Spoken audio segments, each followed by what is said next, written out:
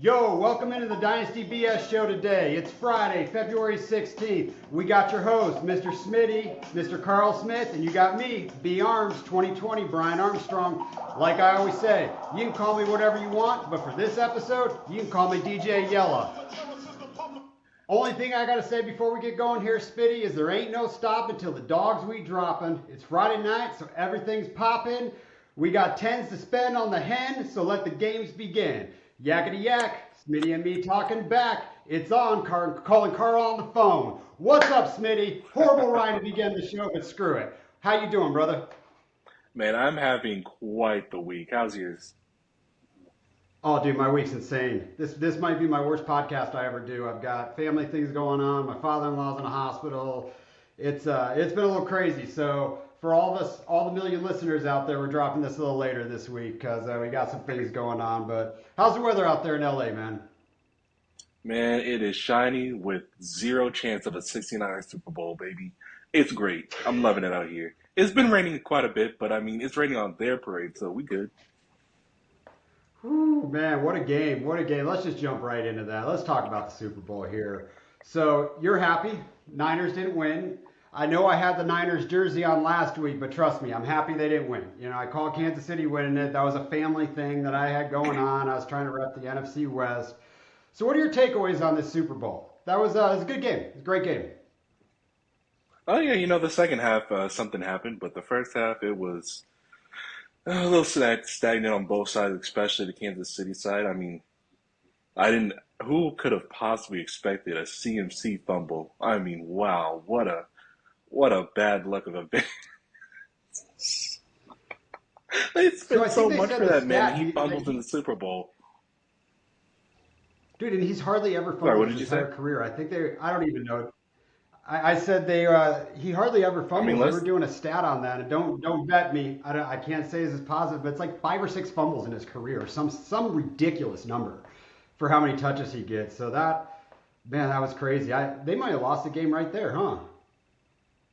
I mean, it's possible. There's a lot of places where they lost the game. I mean, honestly, a lot. Oh God, I mean, I'm trying not to get too so boxy. Just understand, folks. For those who don't know, I'm a massive Rams fan, and just because of that, I just can't with the 49ers. I really can't. They like probably 10 out of 12 times they beat us, so I'm already in that like that anger. I can't stand losing to that team. But for real, I also cannot root for their victory because the things they do, they did this all-in plan, right? That the Rams did when we won our Super Bowl. They have tried it so many different ways, and honestly, it has failed a lot. And the one shining thing that has made their little messy failures seemingly put together is that final pick in that draft, Brock Purdy, which I'm gonna go ahead and say Brock Purdy was low key surgical in the Super Bowl. I was really happy with what I saw from Brock, and moving forward, the man needs his money because God, he's been doing a lot for a little. Now with that He's team losing making the league Super minimum, Bowl, isn't he? yeah, I think he's making league and minimum. what excites me is that he's shooting in such tiny pockets. He's like, okay, I know Ayuk's gonna get this because I trust Ayuk. I just have to make sure all these defenders in his way does not get it, and the ball gets straight into Ayuk's hands, and they get the first down every time. I mean, it's it's the perfect quarterback for them, and they are so fortunate that he is dirt cheap because we've seen them spend a crazy amount for Trey Lance, and they completely ruined his rookie season to where he's now a backup for Dak, and I mean, the kid may never get time to play. I mean, all right, I need to slow down. Anyways, Kyle Shanahan cannot win a Super Bowl, and it is officially a fact. So, 69ers, at this point, you have my blessing to root for a secondary team. And I mean that. You can, in your little Twitter bios, you can say 49er faithful slash any team as long as Kyle Shanahan's on it. Because you should know by now, because I knew by now, he's not gonna win the big game for you. No matter what he does, no matter who he schemes up, no matter who he fires, it's just not happening for the man. He is historically a failure and a loser. Wow. Okay. Okay. I I'm said let's sorry. send the Niners on this podcast. You know what? Let's do it because what I want to talk about. John Lynch out there, Kyle Shanahan. You know what? John Lynch is lucky he has a job, and here's why. You Mm, whiff on a mm. quarterback. What did they pick him in the 2 or the 3 spot? I think it was the 2 when they drafted Trey Lance. That entire Mhm. organization would have been fired if they didn't get my man Crush and Brock Purdy joining that. I mean, can you imagine what that team would look like if they didn't just? I mean, that's a miracle, and this are irrelevant. I mean, I so dream about it yeah, sometimes. 49ers are lucky. And it pisses me off because if you think your team's lost enough to the 49ers, my team has lost more to the 49ers. I don't even know the stats, but I guarantee you it's been rough out here in Arizona.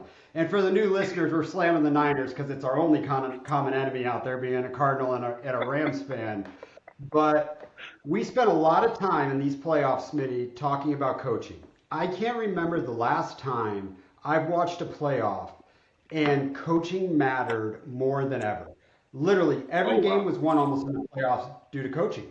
We talked about it in the AFC NFC Championship game, but man, when they took the ball first in overtime, I was screaming at the TV as soon as Fred Warner did that. I was like, why would you do that? I get it.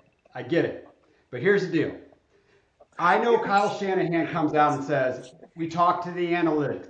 We had a plan before the game. But you know what? When his players come out and say, we didn't know the overtime rules, the plan is only as good as what you tell your team. So you could put a plan together as a coach, but if you're not communicating with your team, that's bad coaching.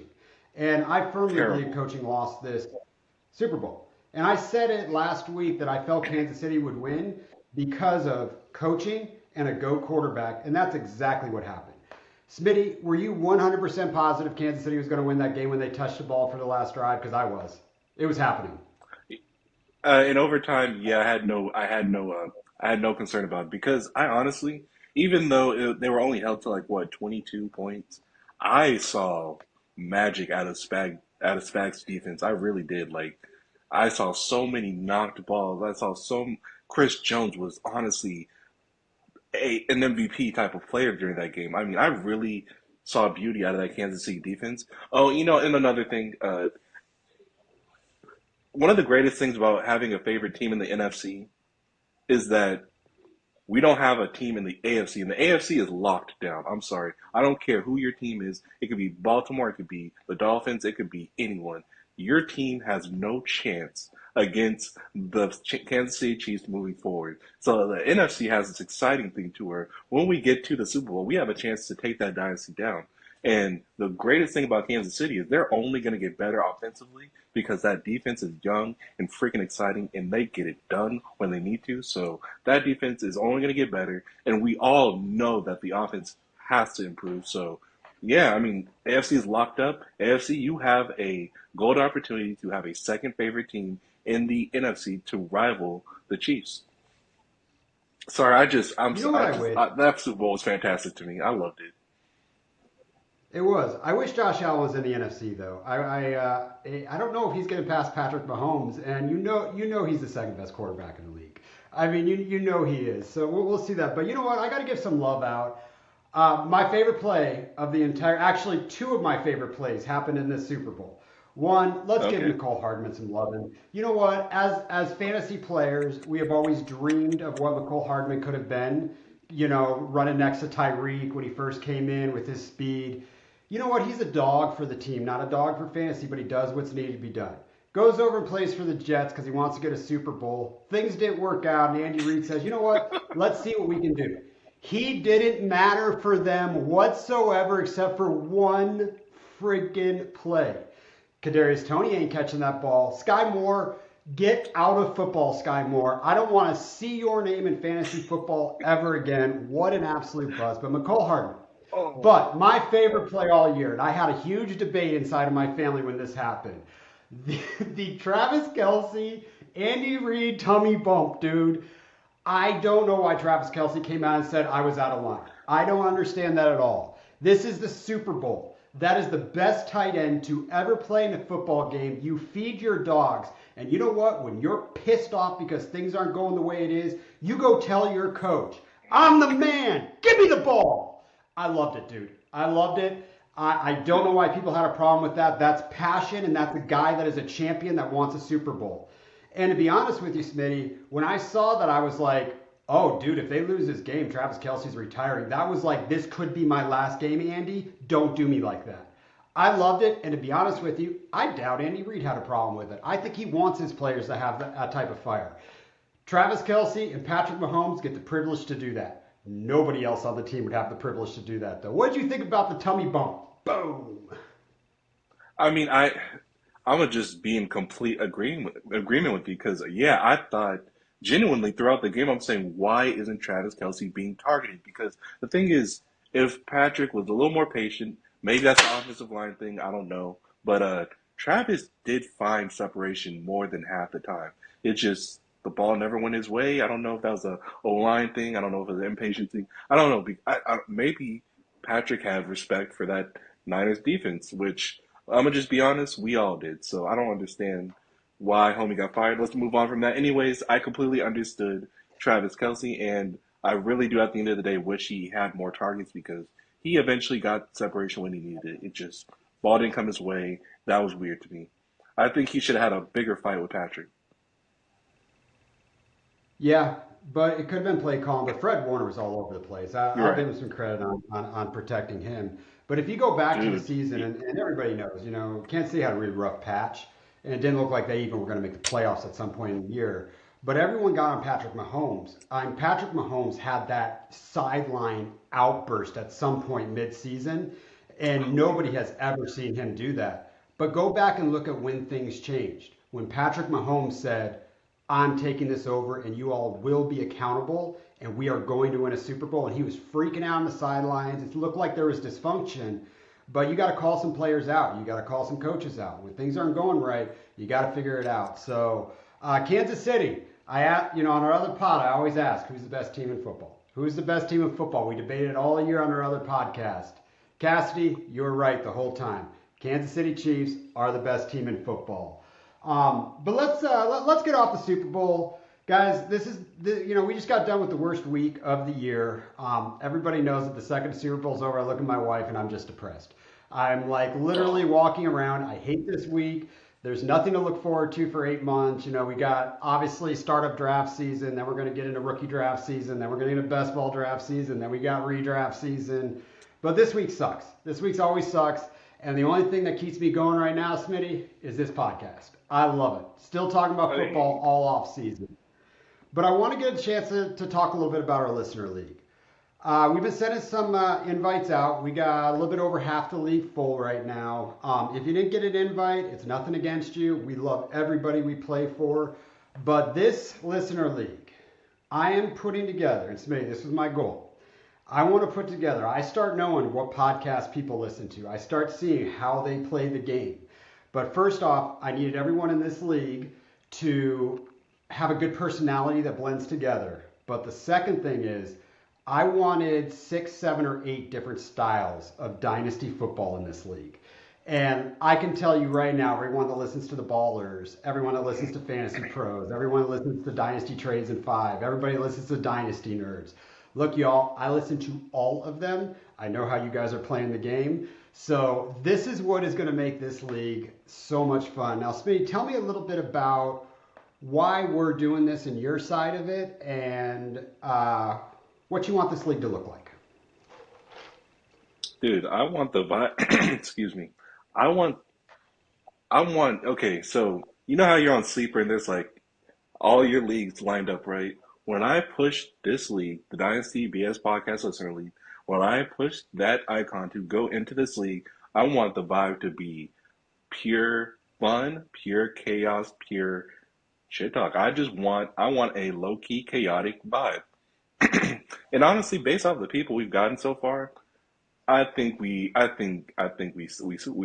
on the right track for something I'm enjoying. So yeah, I want that type of vibe. I want those type of characters. No offense if I call you character. I just want that type of energy.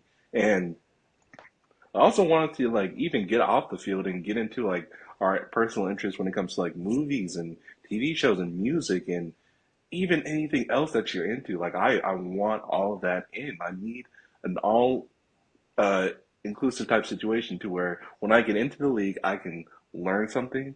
I could hate on something and root for something. I just want a fun vibe. I want to tap into that league and instantly enter a vibe. I don't know if any of that made sense. That's I just exactly how I felt, though. That's exactly why we're starting this. I mean, look at the values and the morals and what we love about and why we do this podcast is we don't just enjoy fantasy football. We legitimately like checking out of anything that can help us get distracted for the BS that happens in life. We all work our ass off. We all, some of us has families, a lot of us are husbands, whatever it is. We got a lot of things in life that we do, but we need to take time to do something that we love. And music, movies, and football are my three passions in this world. And music especially. I mean, we're going to start getting into some movies in our debates, but we spend a lot of time talking about music, and that's really what I want this chat to be about. You know what? Show me some bands that I don't know. We don't know everything about music. I posted some things in a couple YouTube videos in there of a new band that I ignored for the last 20 years, and I really should not have. And I love that band now. So go and hit up that Wow. league if you're in there and listen to them. But the other part about it is, Smitty, here, I say this at least twice every episode. We are not experts. All we are is your everyday Joes. We're talking about fantasy football, real football, and I want to learn from other players. And that's why I like to put together who I think the best of the best players are, but also that play in a completely different philosophy than I do, because I learn a lot from that. I learned a lot, and I said I would give a shout out to my Korean homie over there that I play in a few leagues with, Joe Sung over there. I know you're out there grinding for the UPS. This dude's a beast. Smitty, you do not know him. He's going to enter this league. This dude is insane.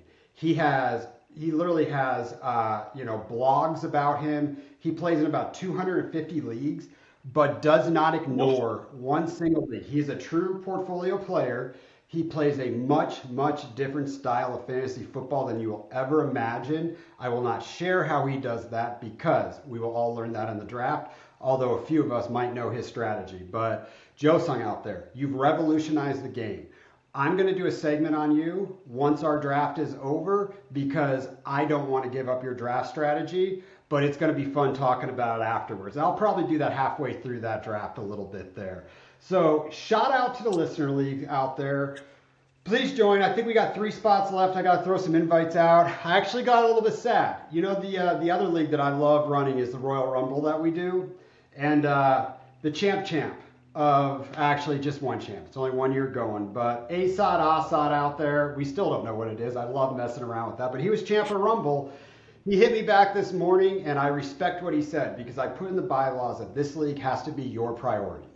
I don't care how many other leagues you play, but you have to give this league the attention that it deserves. And he hit me back up this morning and says, you know what, Brian, I'm in a little bit too many leagues, and I'm afraid I won't give it the attention that's needed. So, Assad, I appreciate that honesty because you're right. I don't want anyone in here that's going to ignore it. So let's let it rock. You get the invite, join it. This will be a very, very fun league out there.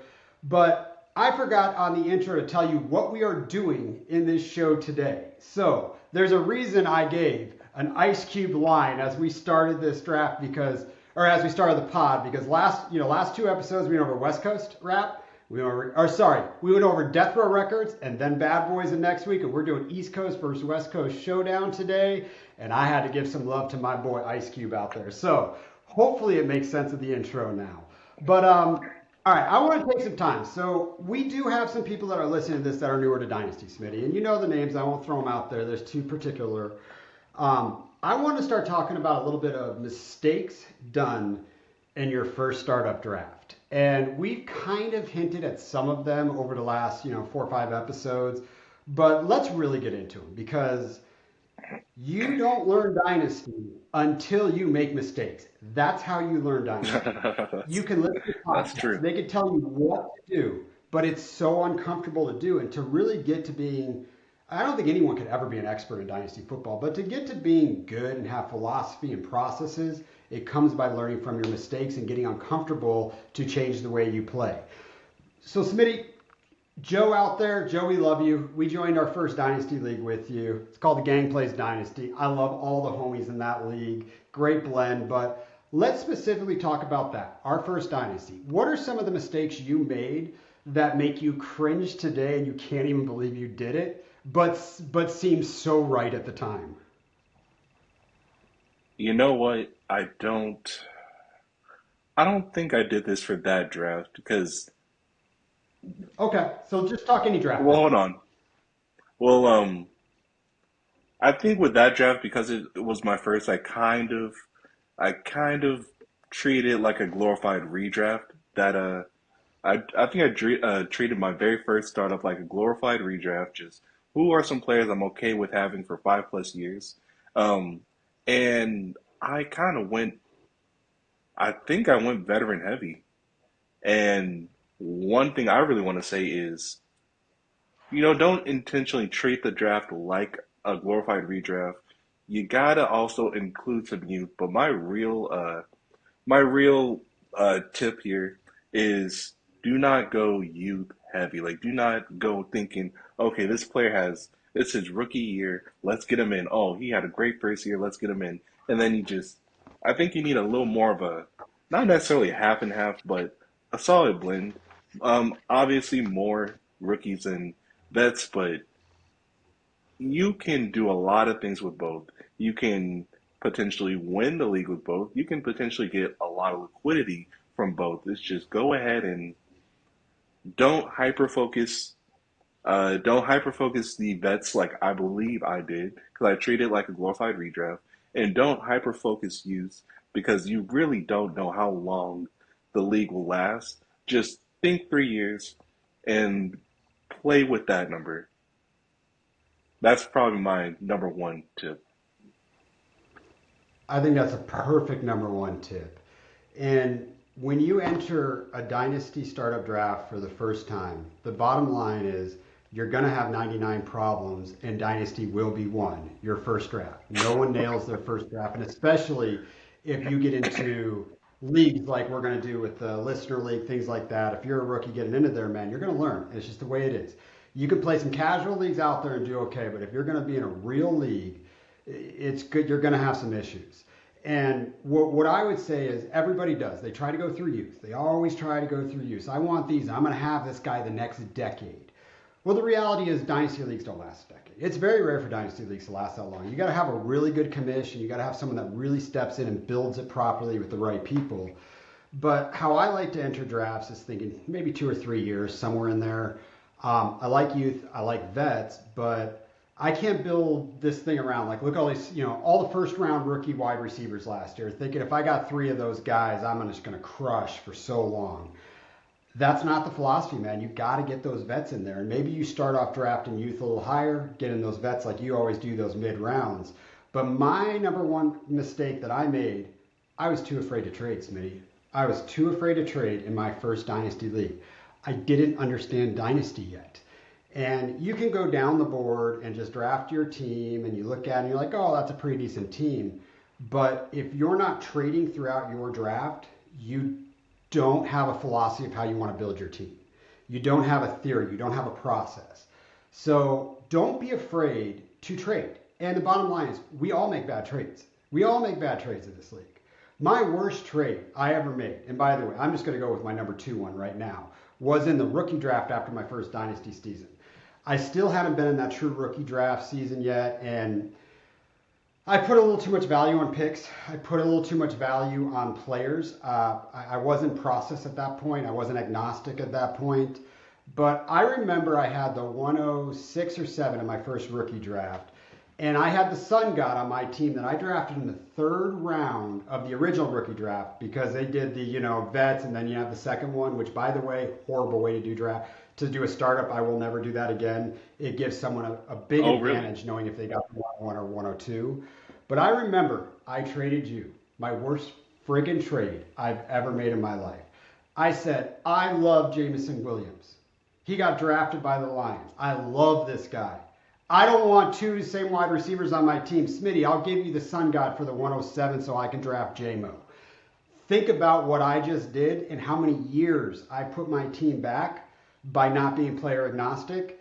And given, Sun God did not have a good rookie season, he had a great last 5 games. And look at what he did. I would kill to have that player on my team. I probably would have won the league somewhere along the line since then. So, don't put so much value on those rookie picks as players. Put them as value to liquidity to tier up, to go build your team, give you the flexibility to have an out if things don't work well. So that's kind of my second. You got a second, Smitty? I I just got a want to second for you. defend. I want to defend your trade real quick. I mean, I know clearly I got the Sun God, so I'm steaming happy. But Jameson Williams was by far, I can't even say by far, but he was pretty clearly the best rookie receiver in that draft class. It just, things unfortunately fell apart, but there was no way to really see that coming. And like you said, Sun God only had 5 great games. So I thought, you know what? I thought it was actually a fine trade. I just wanted a player from the Lions, so I would have been happy with either one. And if I'm being even more honest, if I probably would have been ecstatic to have Jameson Williams because he really was the best receiver on that team. So I totally get the. At the time, I thought it was a fine trade. Now, unfortunately, the future revealed itself. But I didn't. I had no intention of. I didn't think it was a bad trade at the time, frankly. But I should have done something else. I should have just taken that 107 for the Sun God. I should have asked for a third. I should have asked for a second. I should have tried to create a package that made my team better by not just betting on the one pick. That's what I'm Uh, more mad uh, about, and that's the style that I'm looking at now. But I'll tell you this. So this is how I drafted. It's Superflex start nine for this. Okay, the start nine league. I went Lamar Jackson first pick, Antonio Gibson the second pick after his rookie year, Aaron Jones with my third pick, David Montgomery with my fourth pick. Smitty, are you starting to hear why I hate running backs? yeah, I do. There was a moment where you loved him. Yep. On the five spot, I drafted Amari Cooper, then Matt Ryan, then Curtis Samuel. Are you starting to see why I've had to completely strip this league down in the last 2 years, rebuild it to the point that I think I got some power to go do what I want now? Man, yeah. I mean, but like, yeah, the thing, like my first pick during that draft was Tyreek Hill. I think that was like at the 20 107. I don't know. All I know is, Nope. he's Nope. clearly. Oh no, no. I'm a vet. I'm a fact checker. Your first pick was Patrick Mahomes. Oh, let's So go. I'm just looking Oh, at I the was board. not I as can't bad as I remember all the thought. trades. But you actually had the 1, 2, 3, 4. You had the 108, and I'm seeing a trade that you moved to the 103 for Patrick Mahomes, and M696 moved up to your spot and drafted Dak Prescott. But by the way, yeah, I don't know what that trade was and what you gave up. It's so long ago, but I know that wasn't a good trade because I guarantee you he got more than you, or you gave up more than you got. But I also want to say, listen, the first two picks in this draft, and it was a casual league, everybody made mistakes. Jonathan Taylor and Christian McCaffrey were the first two draft picks in a super flex league. You actually drafted the first quarterback at the 103. So lessons in your startup, your 99 problems, have a process and have an idea of what you want to do in that league. Go back and listen to this pod. If you're new to Dynasty, go back and 3, 4 episodes and hear us talk about our roster construction, which we're going to get a little bit more in depth in the next 3 or 4 weeks. But listen to liquidity, listen to what draft picks do, listen to philosophies of how to play Dynasty, and then get in the league and make all your mistakes, and then go back and listen to pods again and be like, I should have listened to that. And I should have listened to every pod say draft wide receivers, draft wide receivers. But I was too afraid to be stuck with no running backs. And I'm not afraid to be stuck with no running backs at all anymore. So startup draft season. Smitty, are you going to ever commission a league? I mean, we're doing the Dynasty League together, but let's be real. It's an 80-20 gig here because it's I always take over. But are you ever going to step up and run your own league? Because I really want to see what a league would look like you running it by yourself. Oh man, I don't know. I have to really comb through some smoking great bylaws because I'm afraid. To be honest with you, I'm afraid that I'm going to I'm not going to catch a lot of things that could potentially ruin the league. I've just joined up we joined a startup recently, and there's already still turmoil about the way the way the rookies were handled. I mean, it's like I want an ironclad situation. So it's going to take a lot of research for me to make sure that these things are perfectly ironed out. So, the first thing when it comes to that is the league got to have great bylaws. And our listener league has great bylaws. So if you find a league with bylaws at all, you're in a stable situation. So just I need to keep searching for great bylaws that allow me to have my insanity while the league does not fall apart. So it's a delicate game I gotta play before I can because trust me, I want the parity. I want the parity, but I don't want the league to blow up in the middle of the first season. That's the issue. I'm just being very transparent. That's what I want. I want complete chaos, but I don't want us to be like F this league and leave early. I will be more than happy to write the bylaws for you. All right, now that Be you know more than exactly happy what to. I want, okay, this is great. Oh wow, let's get this done. I'm excited. Let's figure this out. Yeah. So before we And get off this segment, mhm, as I said, before we get off this segment, I will talk about the first mistake I ever made as a commish. And luckily, I've got a really good league put together with some really good players, and it hasn't been an issue. I didn't even put bylaws up in my first Dynasty league. I was the commission. That league's running strong. Hopefully it keeps going. I got some great players. We know what we're doing now. No one nitpicked or anything. But my God, I would never join a league without freaking amazing bylaws at this point because I don't want to put in the amount of work that I'm going to do to have a league blow up in year two. And I cut you off, Smitty. I'm sorry. What were you going to finish with that there? I don't think it was important. Your bylaws are important. That was my whole thing. I need some great bylaws, and I'm glad you're willing to write them. Yeah. So We can bylaws collab on that should, and for have anyone something who's going to great. be a commission, yeah, bylaws should say structure of the league, payment of the league. They should talk about things like orphans, trading, how many years up front. For a league to truly run for a very, very long time, there has to be no questions asked about rules inside of the league because they should all be put there. Do you think, I know we were talking about the 49ers saying they didn't understand the rules, but do you think the NFL is going to put, just a team to make their own interpretation of a rule? No. Everything has to be locked down. That's how you have a strong league. And especially talking about orphans. Orphans happen. Sometimes the commission has to take over a team for a little bit, but make sure that everyone knows what's happening so the league doesn't fall apart.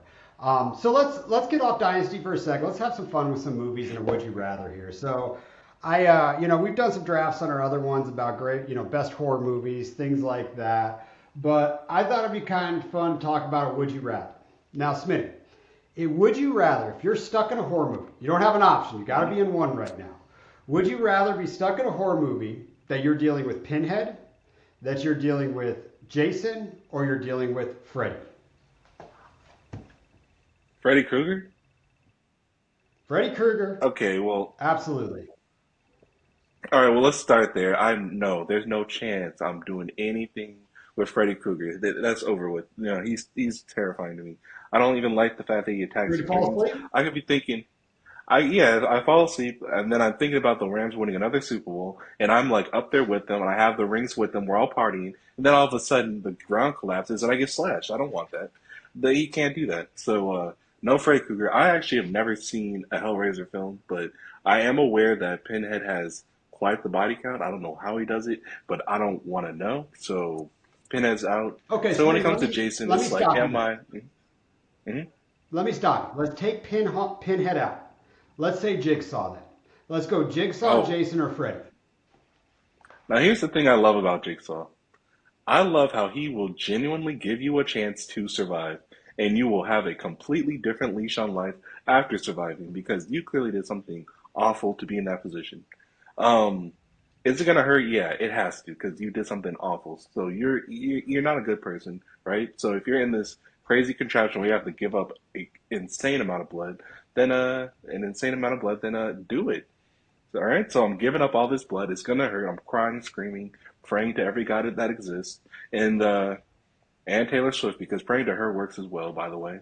And yeah, I get it done. I give him my blood. Then I think after it, because he doesn't kill you unless He doesn't kill you. You just have to deal with the pain. So once I'm through, once I'm in massive amount of pain, I think about all the people I've done wrong, and I'm like, you know what?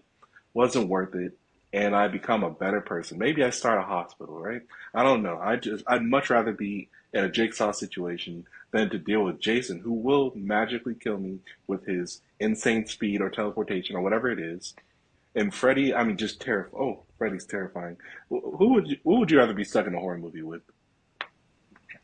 Well, one, what I think you're saying is that Jigsaw's key a superhero. He's really the good guy. Is that what you're saying?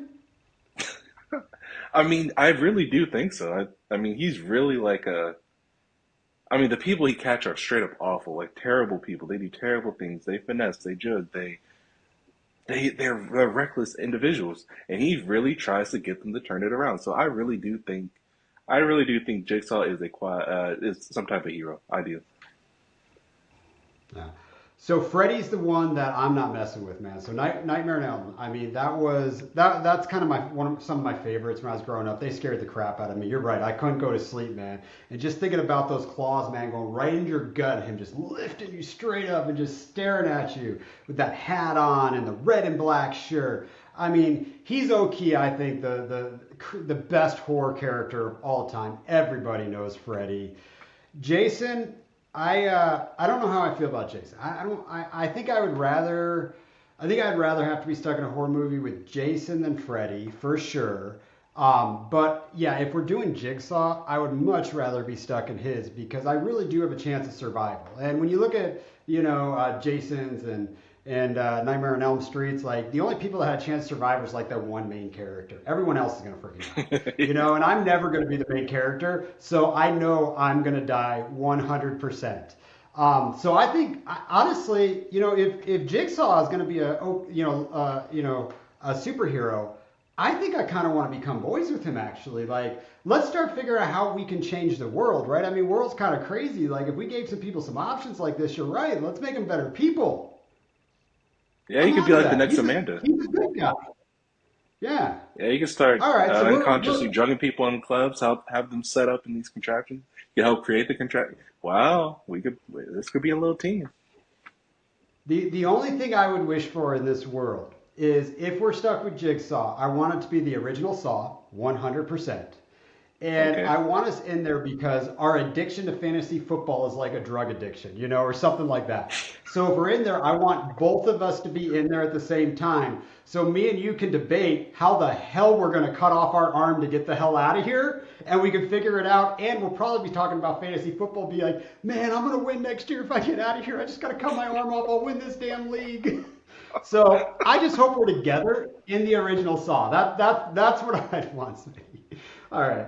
You're Let's get right. off of Okay, I it like now. that. I like that. Well, let's jump off the would you rather. But let's get back into the fantasy. So we did some rankings last week. We did a two-part episode, came out over a 2 week period on some running backs, some tight ends. We had wide receiver and quarterbacks before that. Um, can I just come out and say we gave a nickname to somebody last week, and I'm officially it's being stripped from you. You have to earn this nickname back, Isaiah Pacheco. Master P is way too cool. Master P signed Snoop Dogg to his original record label and pulled from Death Row. Master P is too cool for you, Isaiah Pacheco. You can't do that in the Super Bowl. We're stealing it back. You good with us taking Master P back? Yeah, man, I was so excited for Isaiah Pacheco, man, but he has to be lower down the rankings. He has to be. I mean, just what an awful performance. I mean, I don't mean to say awful, but it's unfortunate performance. So yeah, let's get him out. Yeah. Let's take the name. Let's get him out of here. Good luck earning it back next season. Maybe they replace you with a vet. I mean, I don't know. He's gone.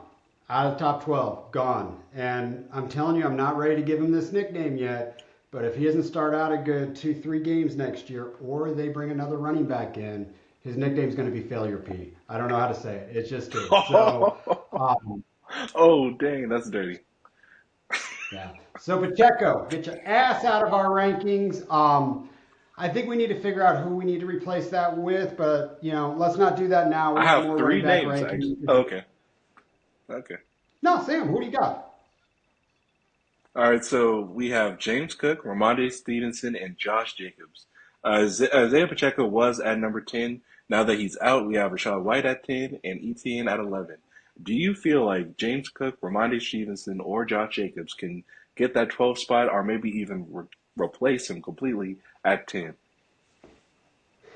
I do. I don't know about 10, but I originally had James Cook at the 12 and took him out for Isaiah Pacheco in the middle of that last podcast. So I would be That's an right. advocate of You James sure Cook. did. Yeah. Hey, let's put him right And back part in of the at 12 reason then. is, Oh, all right, I just refuse to give you Ramondre right now. I know you want him in there so bad. I know you want him to be an RB1 so bad. But by the way, did you see have you seen all the articles of Ramondre coming out and saying, I want to be the lead dog. I want to be the man on this team. You know what happens when players come out and say that? They get friggin' replaced, not because they said it, they get but they can Ezekiel. see the coaching staff isn't thinking that they're the dog.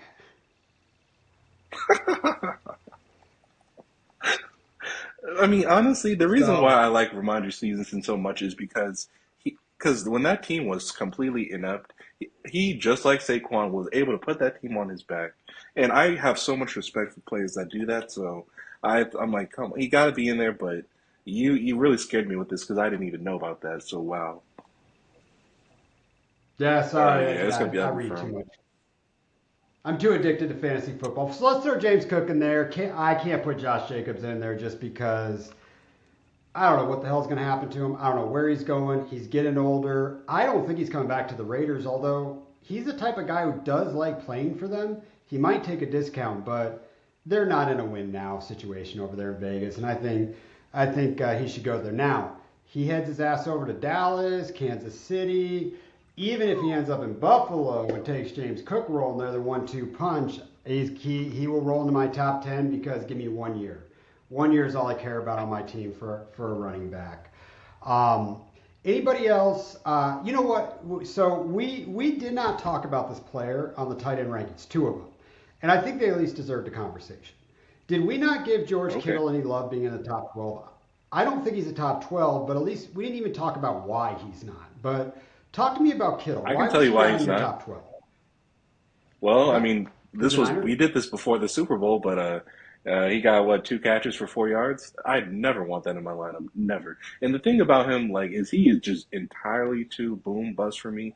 He's entirely too situational. I mean, like for him to strive, Debo and Ayuk have to fall apart, if not one of them. And CMC definitely cannot be active. I mean, it's too many things that need to go right for me to even put him in the lineup. So.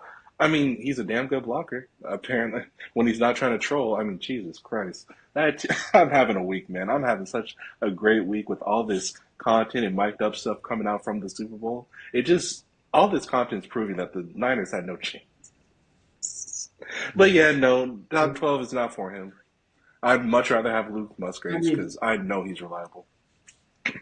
yeah, Smitty, I'll call you out on that. Any time in overtime that you're up 3 points in overtime, you had a chance to win the football game, Smitty. They had a I mean, chance to win that. I suppose, but I don't know. You're all right. You all right. Yeah. So you hit the But nail there on was the a point. head.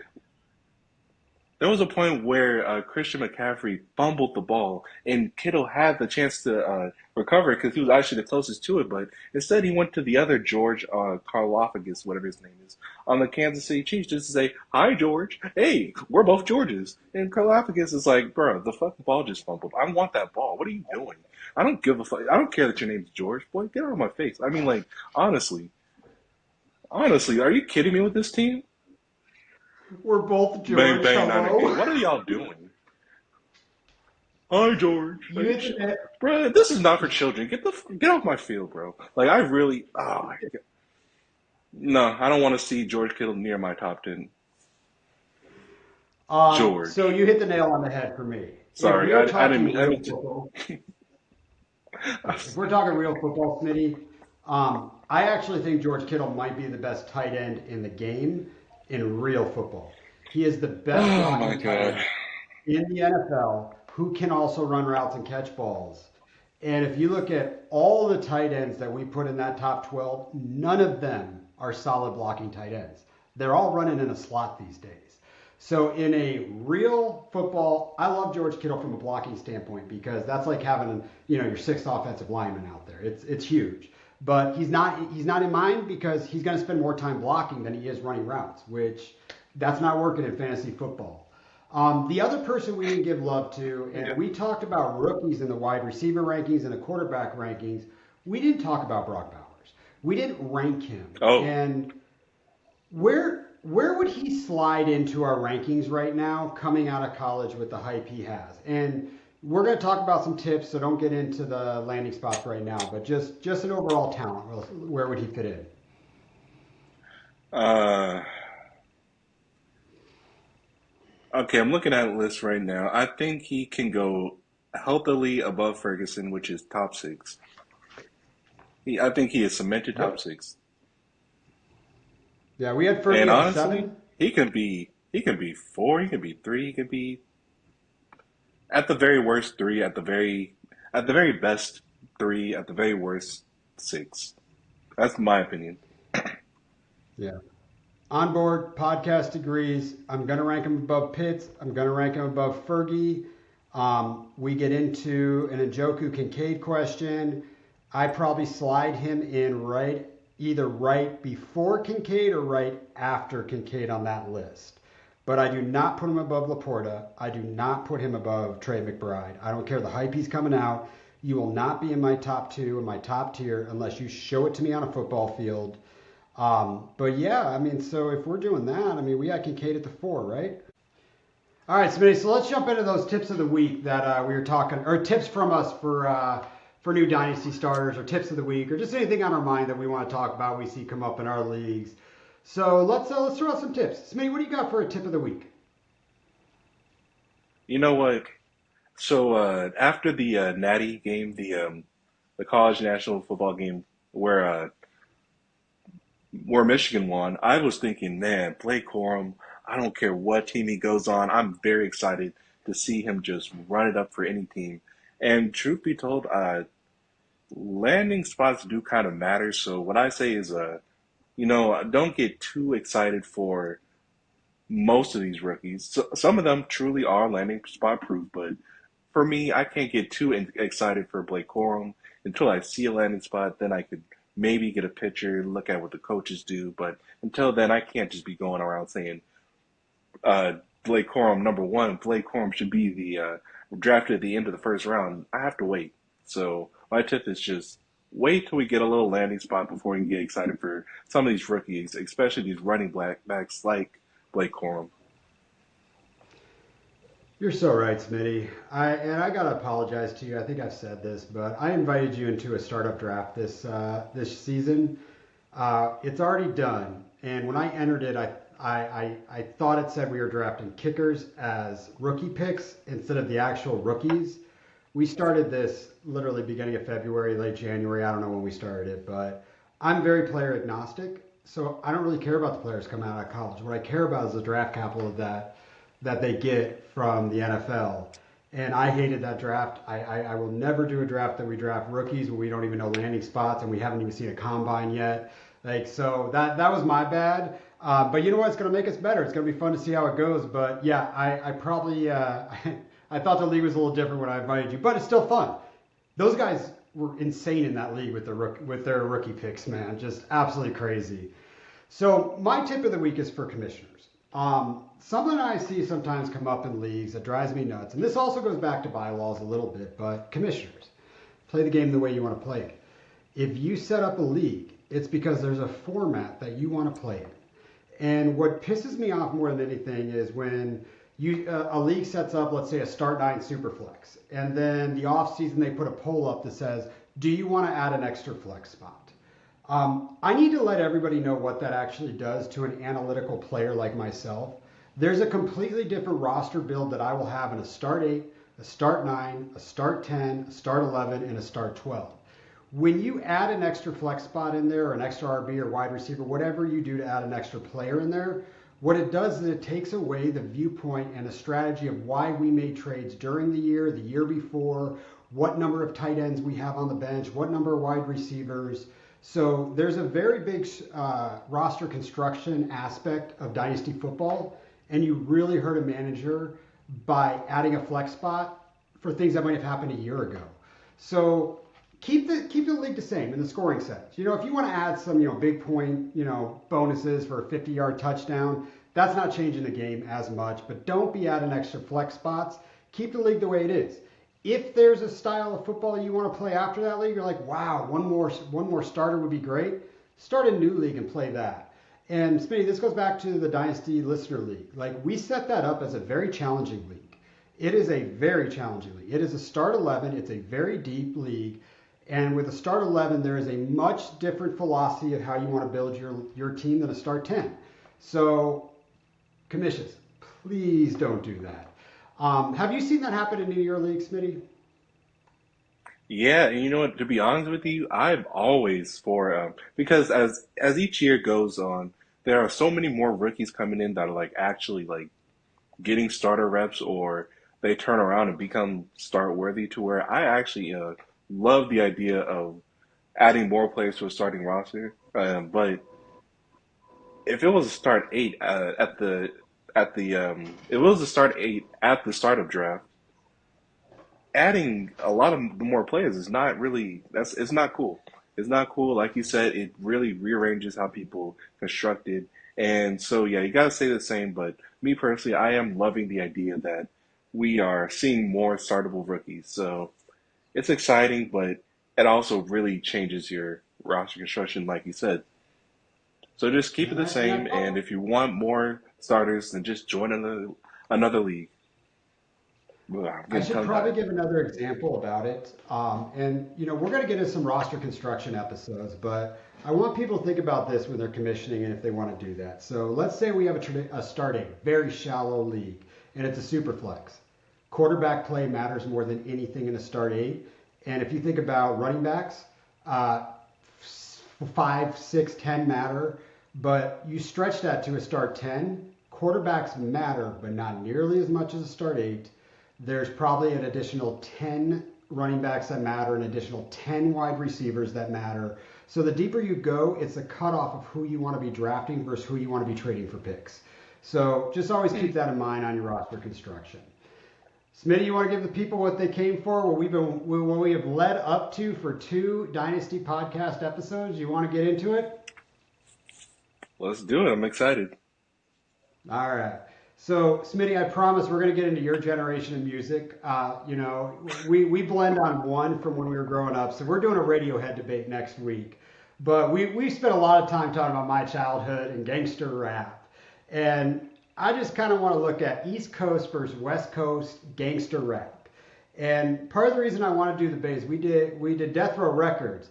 I just needed to give some love out to some of my favorite music. And Ice Cube, Too Short. We look at NWA. Now we get to bring Jay Z into it.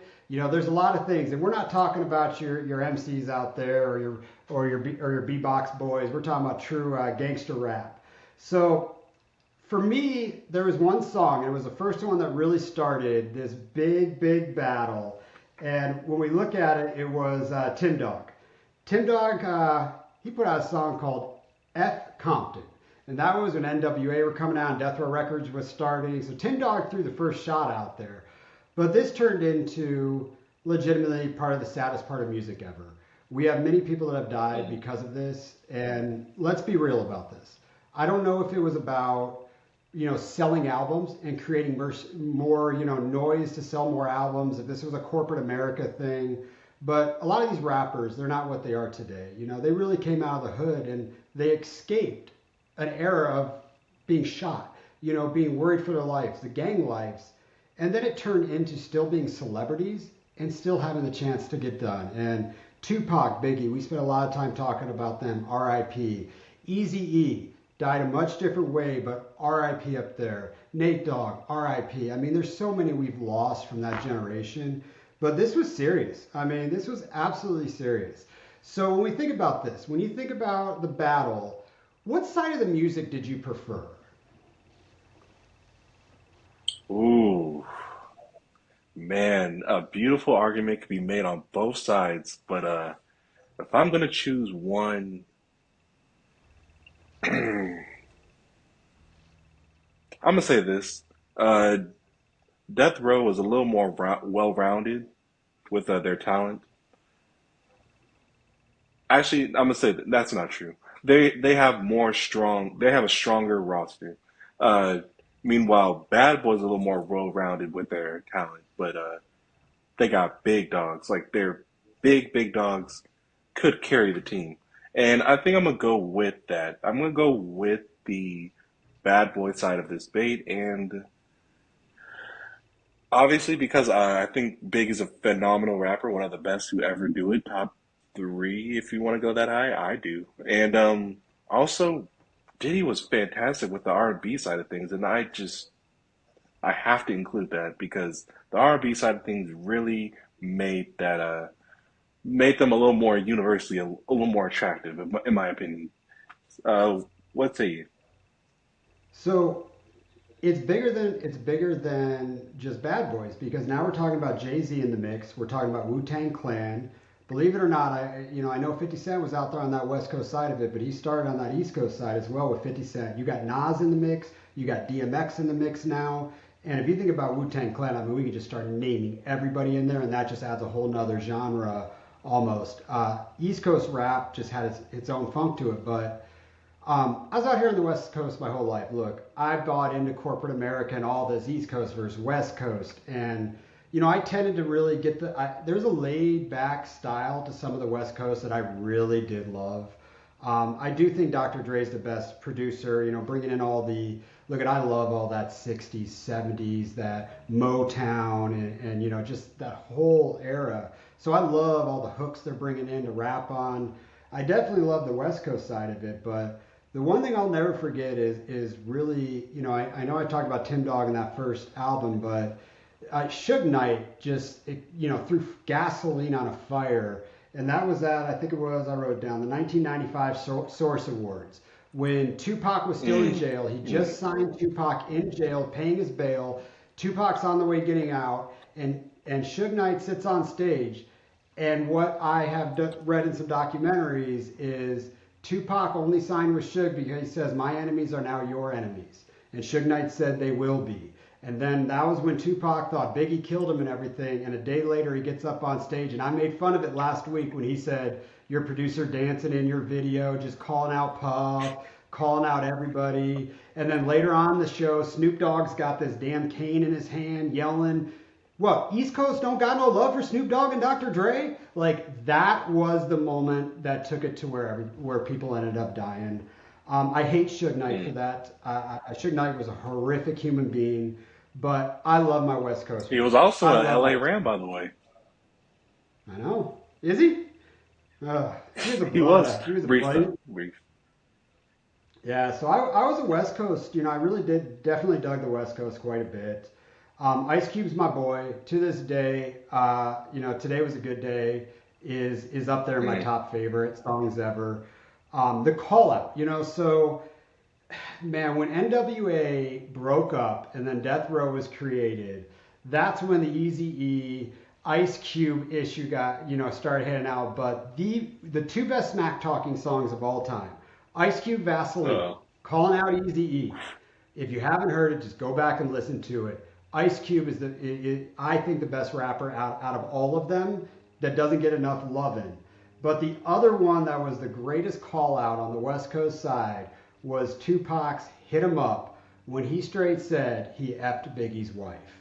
And that mm, song is probably what mm. ended up getting him killed. And it's crazy. So I like the West Side, but I just think they did more damage than the East Coast did in this whole debate. Like I actually think the East Coast was kind of didn't have an issue with the West Coast. I think the West Coast just kind of made it a debate. And that's why I swing to saying I'll go with the East Coast just because of that, because I don't think they were in as much beef. Look, Biggie didn't have beef with anybody, dude. Biggie didn't have beef with nobody. So I don't know. I'm going East Coast. What's your take on West Coast? Uh, G Funk. I mean, they created a genre that is honestly one of the. I can't really even say one of the best, but it's certainly one of the funnest. I mean, Jesus, G like just the fact that Dr. J was able to even make that, and it's still on the radio today, and we still love it. And Doggy Style is still doing what Doggy Style is doing. I mean, just G Funk alone could make a phenomenal argument for the West Coast side, and plus, God, Tupac is a once in a lifetime rapper. I mean, the West is They all are, fantastic. Smitty. It's such a tough debate, isn't it? So let me look at a different angle of this debate because now we get into a conversation about movies, TV shows, and Oh, what who did uh, what with it. Dr. Dre, literally, I mean, his Apple and Beats and all of that, I mean, it's just incredible. But two of the greatest movies ever made in the history of this was Boys in the Hood with Ice Cube and Friday with Ice Cube. And we look at what Ice Cube's been able to do as an actor.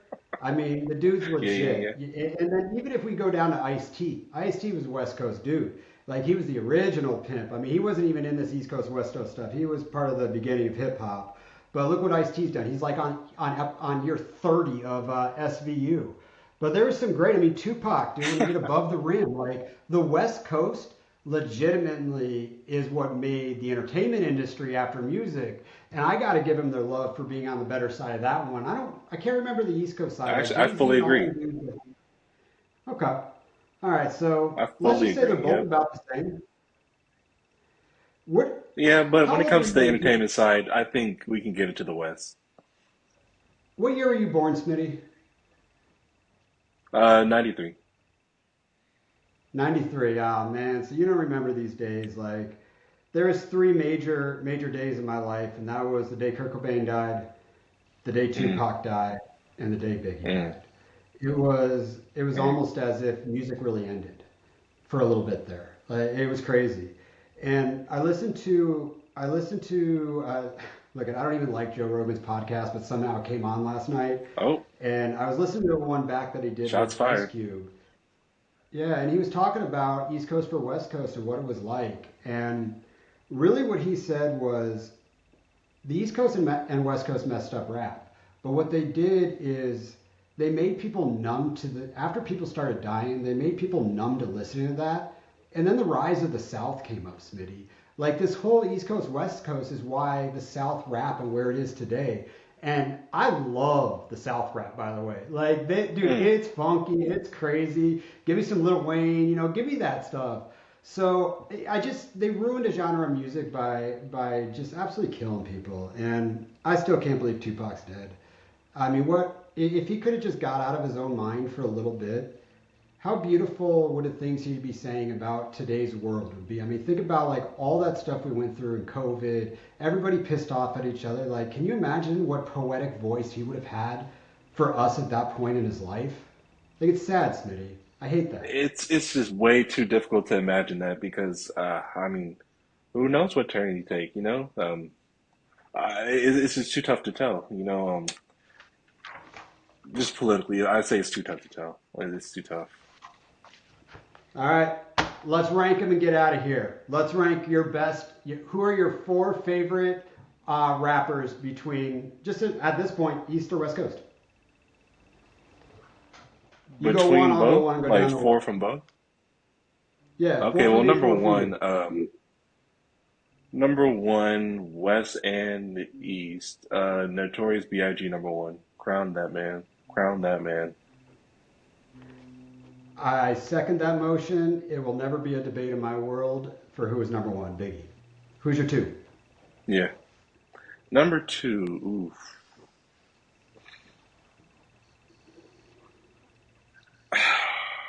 Hola, Jovito. I'm going Jay Z number two. I'm doing it. That was straight from the heart right there. Yeah. Jay Z is fantastic.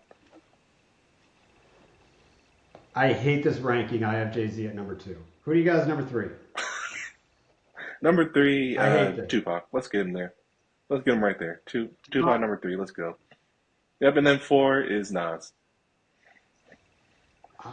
And love honestly, it. this could get Nas did rearranged. make This could get rearranged, frankly. Nas did But this is not how I make feel. my top four, but I'd say my Okay. three is Snoop. I will always love Snoop. The laid back flow of Snoop was amazing. So I'm going Snoop I'm number gonna be honest.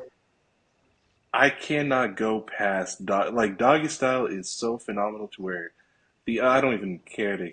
I'm not doing the other albums, frankly. I can't put him based off of one album. So and plus Nas, I mean, he has so many, and he's still releasing great projects. Yeah, I mean that's my opinion. That's why I have Nas so much higher than Snoop. But I get it. I get it. I have Too Short at 4. Oh, I can't do that. I can't do it. I can't. I love Too Short. But you know I would what? put Those Ice could Cube all above be. him. Yeah, Ice Cube, Easy E, they're right in there with Too Short, like right in that 4. But from your list, you got 3 East Coasters, 1 West Coaster. I've got two East Coasters, 2 West Coasters. Oh, there But you go. my Okay, top, a my little top blend. 2 are East Coasters. So we are going to come to a census on this podcast that we were on the East Coast side of the West Coast East Coast debate. Yeah, and I love how you made that point of like outside of overall entertainers, the West smoked these, and that's just undebatable. I'm glad you made that point. What about clothing? Do you give it to the East Coast for clothing? Because I do, man. The East Coast, I like the East Coast with some fly dressers. I mean, look at Biggie versus friggin' Tupac. Tupac ain't out there wearing Versace. I mean, the old gold, black, like silk. Like they got the style on the East Coast. But all right, you got anything else for the people? Any other tips? Anything before we get up out of here? No, this was a fun episode, and I'm just having a great time. I'm glad I got my chance to speak on praising Taylor Swift because she really, if it wasn't for her, who knows what that game would have been. I mean, it could have went out of the Chiefs' hand at any moment, but that extra push from Taylor, chugging that beer, it changed everything. Thank you, Taylor. I tried to pull it out of you without asking you, but you know what? Let me give you your moment here. How do you feel about Jimmy G? How do you feel about Jimmy GQ right now, Smitty? Oh, Take your oh time. my God, We Jimmy got it. Jackoff Let the L is people the know. worst, man. This guy. I mean, listen, I have disliked the 49ers for a long time, and maybe not that long. It really, but my distake really starts from the Jimmy G era of the 69ers. I always thought he was not the greatest of quarterbacks, but he always found himself in a starting position that irritated me because it's like there's clearly so much other talent out there, but he's revered as this terrific, fantastic, perfect system quarterback, and it kills me because he's really not, and he, in my opinion, never has been. But he found an opportunity when here's something that really threw me off. So I think it was 2022 during the playoffs when the 49ers played the Eagles and just everything fell apart. Brock Purdy got injured, so they had to resort to uh, Johnson. I forgot his name, and he sucked, so they had to refer to. I mean, he got injured as well, so they had to refer to Christian McCaffrey. And he's Christian McCaffrey, so they had to resort back to Brock Purdy. Meanwhile, Jimmy L is on the bench laughing it up because he knows that his if he was healthier, then he would have probably won the game. And it's just what a pathetic man. And he was laughing there with Trey Lance. I mean, these two are both laughing at their team collapsing. I mean, it was really weird. It was so then he gets another chance for the Raiders. He gets to start for the Raiders, but he's god awful. I mean, he does something for Devontae Adams. That's cool for fantasy, but the team still very much sucked offensively. And then finally, the head the someone gets fired. I forgot who it was, but they get Antonio Pierce into the game, and Pierce is like, as the interim head coach, he said, "No, Jimmy L, I'm sorry, I've seen you stink it up for a long time. Sit your ass down." And that's the day Antonio Pierce, outside of the stuff he did on the field, as a head coach, that's when he got all my respect. That's when I became sorry. That's when I started to root for the Raiders. And then they got this who was a preseason darling, Aiden O'Connell. I mean, he equally You know, sucks, but Aiden O'Connell, he was a preseason darling, but he was no good. But he was honestly very clearly better than Jimmy L, who was terrible. And so then we find out that Jimmy L has been taking performance enhancing drugs so that he can, when the time arises, he can beat out Aiden O'Connell. And that was so ridiculous. The fact that he even got caught doing this as a bench warmer, he gets suspended 2 games. Look at how now this is how massive the 2 games are. The 2 game suspension is so massive that they are going to that the Raiders actually can, to save money, kick him, release him, and put him out into the ether. But while he's on the waiver wire, he's still suspended for 2 games, so he's not ever gonna really get a proper chance to start because A, drug addict, and B, you're suspended. Like we can't even use you as a bridge gap quarterback. So you have officially, on your own, Jimmy L, you kick yourself out of this league. And I'm laughing and dancing. And the day that you are officially released from the Raiders, I'm going to celebrate. I'm going to take a shot of my favorite alcohol ever, the Douce formerly from Jay-Z. He sold that off because he's a brilliant man and the second best rapper in the West Coast, East Coast situation. And I'm going to have some Douce, and I'm just going to celebrate the fact that this man has kicked himself out of this league. And you know what? If he finds himself in the XFL, UFL, whatever, I will officially become the biggest hater of that team because they have got themselves some truly mid talent, or honestly, an awful talent. I hope he's on the bench for that XFL team because this man does not deserve a job. He is piss poor play at the quarterback position that everyone just seems to just keep giving him jobs. He's done. He's finished. And it's all his own fault because he was scared of Aiden O'Mustache Connell. Silly man. Get him out of here. Sorry, I'm so glad you're able to get that oh out. God, oh my goodness, so that For that felt very for those that soapboxy, don't and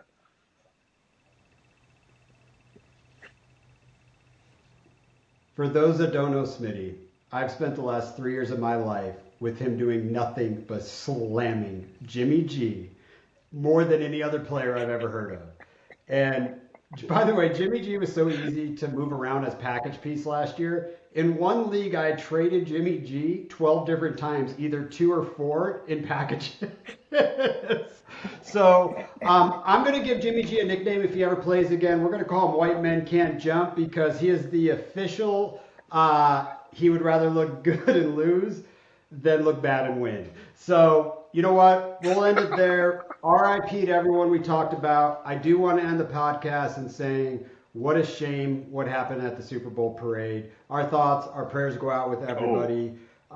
Look, let's make this world a safer place. There's times that there's places we should be safe at, and from this podcast that loves football, celebrating a Super Bowl should be one of them. So, our thoughts and prayers are with them, and we'll leave you on that. Next week, you know what, Smitty? Here's what we're doing next week.